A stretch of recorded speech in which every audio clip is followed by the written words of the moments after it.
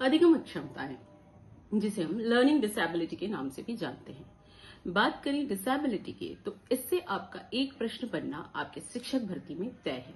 तो बिल्कुल ध्यान से सुनिएगा, बिल्कुल आपके लिए हर टर्म यहाँ पर इंपॉर्टेंट होने वाला है। अधिगम अक्षमताएं में वह प्रॉब्लम्स आती हैं जिनमें कोई बच्चा अपनी लर्निंग प्रोसेस में कुछ प्रॉब्लम्स को फेस करता है, जिसमें कि सबसे प्रमुख समस्याएं जो मैं आपको इस वीडियो के माध्यम से बताने वाली हूँ। लर्निंग प्रोसेस में होने वाली समस्या को हम अधिगम अक्षमताएं कहते हैं, जिसमें कि सबसे पहला और सबसे कॉमन प्रॉब्लम है डिसलेक्सिया, जिसमें एक तरह का पढ़ने में जो विकार उत्पन्न होता है, वर्ड्स को पढ़ने में जो बच्चा प्रॉब्लम्स फेस करता है, इसको हम डिसलेक्सिया कहते हैं। Second one is dysgraphia. Dysgraphia का मतलब होता है लेखन में विकार। जब बच्चा वर्ड को आइडेंटिफाई नहीं कर पाता है, तो बिना आइडेंटिफिकेशन के जो वर्ड वो प्रेजेंट करता है, उल्टे प्रेजेंट करता है, पेन उल्टा पकड़ता है, तो ये सारी प्रॉब्लम्स डिस्ग्राफिया के अंतर्गत आता है, जो कि बहुत इंपॉर्टेंट है और बहुत कॉमन है। थर्ड अगर हम बात करें तो डिस्कैलकुलिया, जैसे कि आपको नाम से ही स्पष्ट हो रहा होगा कि मैथ से रिलेटेड जो स्किल होती है वो बच्चे की डेवलप नहीं होती।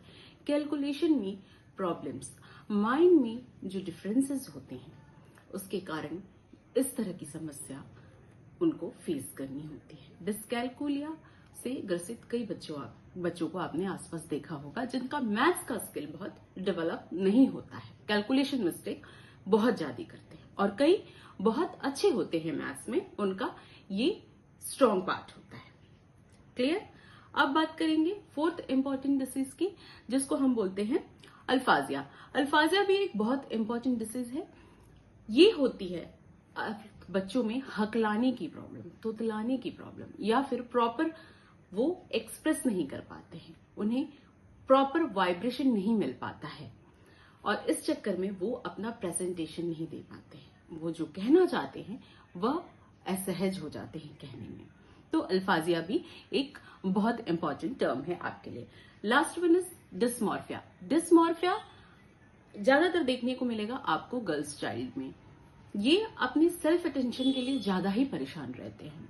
कहने का मतलब है, इन्हें हमेशा ये फील होते रहता है कि हम कैसे दिख रहे हैं, चार लोगों में हमें अटेंशन मिलेगा कि नहीं मिलेगा, लोग हमें देख रहे हैं कि नहीं देख रहे हैं, हम खराब तो नहीं दिख रहे हैं। इस तरह की फीलिंग्स हमेशा उनके अंदर आती रहती है। एक तरीके की ओवर थिंकिंग से ये गुजरते हैं, जो कि एक डिसेबिलिटी है, एक तरह की समस्या है, स्पेशली गर्ल्स में। और ये प्रॉब्लम एक टाइम के बाद इतनी ज्यादा हो जाती है कि ये अपने आप को एकांत में रखना ज्यादा पसंद करते हैं, असामाजिक हो जाते हैं। तो ये भी एक तरह की बहुत बड़ी समस्या है, जो कि लर्निंग डिसेबिलिटी, जिससे बच्चा अपने आप में ही रह जाता है और कुछ अलग सीख नहीं पाता है। बात करें डिस्ट्राफिया की, तो ये होता है एक तरह का बॉडी मूवमेंट से रिलेटेड डिजीज। बच्चा दूसरे बच्चों की तरह अपनी बॉडी का संतुलन नहीं बना पाता है, वो अक्सर बॉडी मूवमेंट करती रहती, एक वे में, एक तरीके से उनकी बॉडी का क्या नहीं हो पाता है, एक जगह पे संतुलन नहीं बैठ पाता है। तो ये भी एक तरह का लर्निंग डिसेबिलिटी है। तो ये सारे टर्म्स जो मैंने आपको बताए हैं इस वीडियो में, ये काफी इंपॉर्टेंट है आपके एग्जामिनेशन पॉइंट ऑफ व्यू से।